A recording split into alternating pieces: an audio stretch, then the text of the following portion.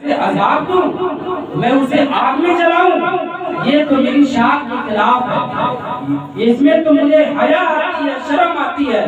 اسی لیے پہلی ذمہ داری یہ ہے کہ اپنے بچوں کا نام اچھے سے اچھا نام رکھا جائے۔ دوسری ذمہ داری کیا ہوتی ہے؟ دوسری ذمہ داری یہ ہوتی ہے کہ جب ہمارے بچے تھوڑے بڑے ہو جائیں، ہوشیار ہو جائیں، تو انہیں اچھی تعلیم دی جائے، اچھی تربیت دی جائے۔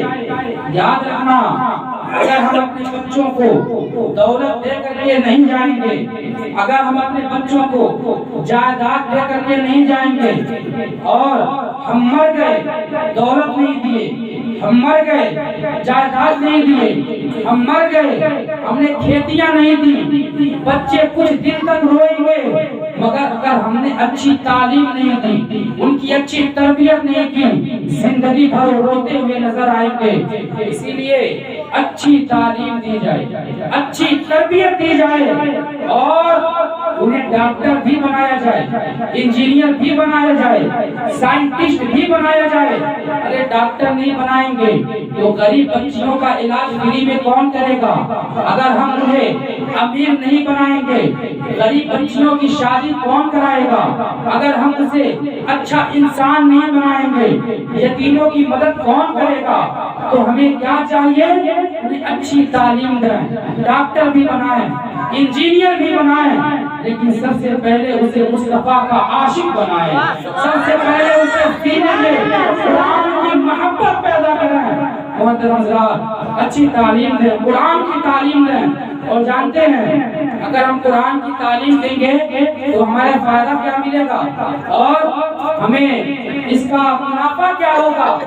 حضرت عیسیٰ علیہ السلام اللہ کے نبی ہیں، اور ایک قبرستان کے پاس سے آپ کا گزر ہوا۔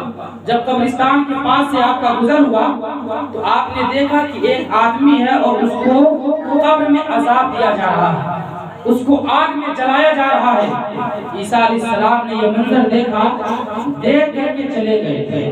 جب دیکھ کر کے چلے گئے تو کچھ دنوں کے بعد اسی راستے سے واپس آئے، کچھ دنوں کے بعد اسی راستے سے واپس آئے۔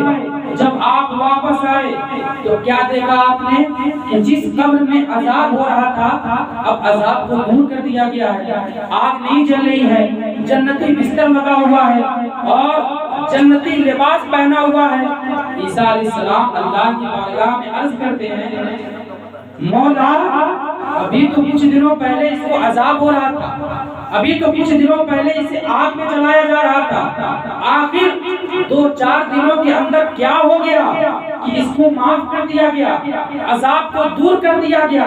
آخر معاملہ کیا ہے، وجہ کیا ہے، اس کو معاف کیوں کیا گیا؟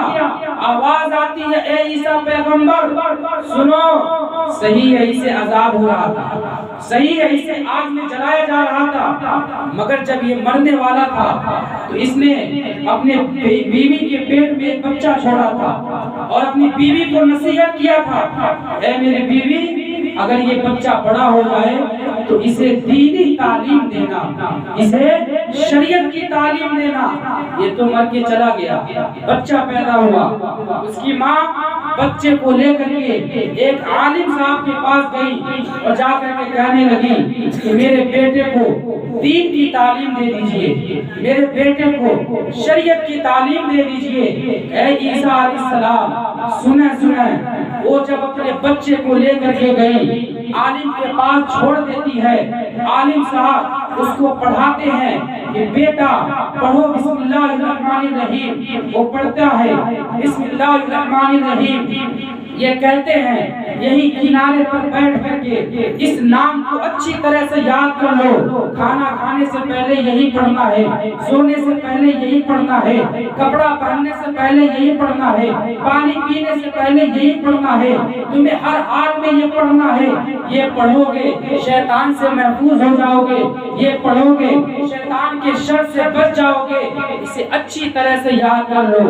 اے عیسیٰ سنو، یہ بچہ کنارے پر بیٹھ کر کے پھٹی دری پر بیٹھ کر کے بسم اللہ الرحمن الرحیم یاد کرنے لگا، بار بار زبان سے کہہ رہا ہے بسم اللہ الرحمن الرحیم، اللہ کے نام سے شروع جو نہایت مہربان ہے رحم کرنے والا ہے، اللہ کے نام سے شروع جو نہایت مہربان ہے رحم کرنے والا ہے۔